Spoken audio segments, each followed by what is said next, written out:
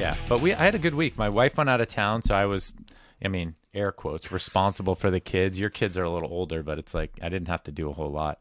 But got to make sure everybody's up and out of it, and back in. Is your oldest driving? Is Taylor driving? Yeah, Tyler is driving. Tyler's I know driving. Tyler, same.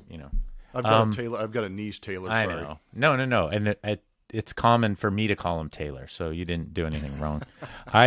He is driving, but he takes zero period. So I don't know if you guys have zero period in Houston. Yeah, he likes it because he avoids traffic, but he's a teenager. Early, Yeah, we've talked about how early I get up. He sets his alarm for 6, and I go in there at 6:05, and then his snooze alarm goes off at 6:10, and then it's 6:15. I'm like, dude, you have got to get in the shower. That's the parenting I have to do with a 16, almost 17-year-old kid. It's like just I want to just throw him in the car and like get him out of here. But so I do have a few obligations that early in the morning, but yeah, he's driving. That makes life, as you know, a little bit easier, but a little bit more worrisome at the same time.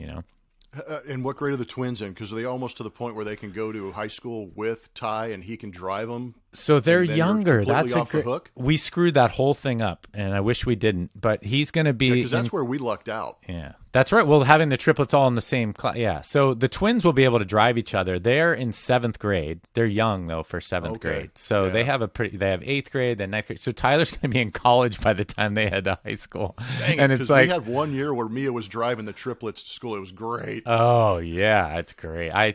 Anyway, this is so funny because I totally agree. These are anybody listening to this can certainly take. It's like we were really good friends with the people down the road because we had a great carpool. Ever since we don't need carpool, we haven't talked to them since. It's like completely cut them out. They used us, we used them. It's like there's no. We see them like, hey, good to see you.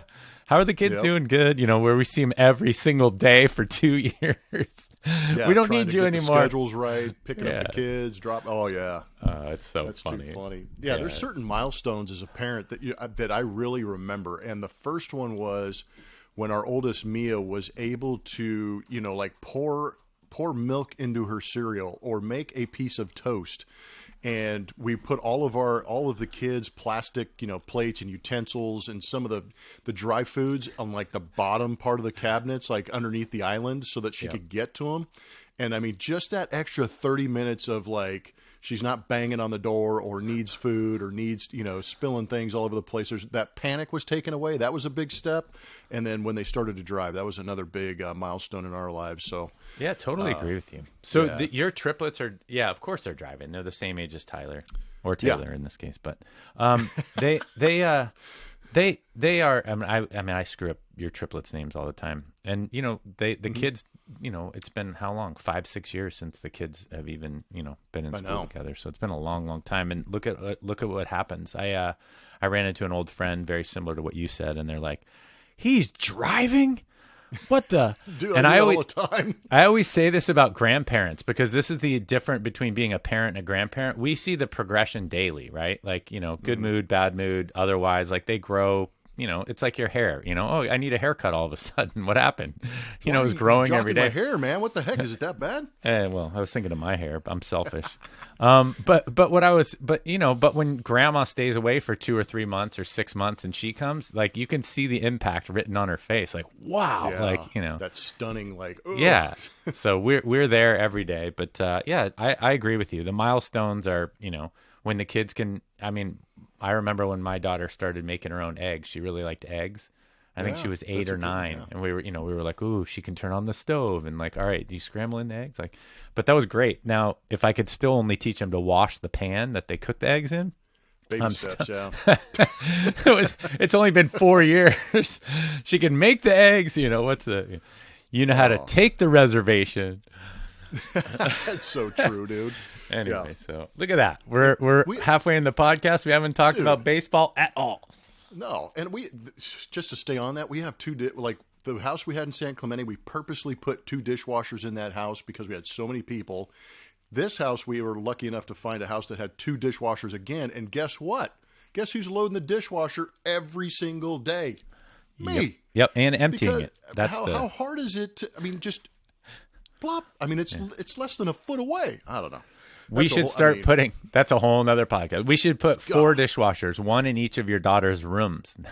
Oh, sure. I know what? Because they take their dishes in there too. It might actually be more effective to get them clean. When the cleaning, we have a cleaning lady that comes like every 2 weeks. My wife cleans before the cleaning lady comes, which I don't know. Yep. I end up doing that too. All right, there you go. I still don't get it. That might be a guy, a female. But I go up to Tyler's room. He eats popcorn most nights. He's got like, I bring down so many dishes from that kid's room. It's like 32 dishes. I'm like, how did you have 30? Where were they hiding? Like, are they under your bed or like? I'm surprised we don't have mice or rats. Like, I was saying out here it's cockroaches, man. We're like, the girl's like, cockroach. I'm like, that's on you. That's I'm like, you grab your shoe and kill it. The unkillable bug, but that reason it's there is because you guys left Doritos under your pillow. Yeah. Oh, dude, I'm sitting in our theater filming taping this episode of Bleacher Blums, and right to my left is a massive bag of cheese. It's wide open. It's like, if I need a snack in the middle of this podcast, I'll go get it. But man, it's crazy. They knew you were going to record in here today. The Invisible Man left him there last night. He was watching himself on the film. That's hilarious. All right. What do we want to start with first? I mean, we literally crushed. So if you like the video, give it a thumbs up. Subscribe and hit the bell so you can get notified when we post new videos.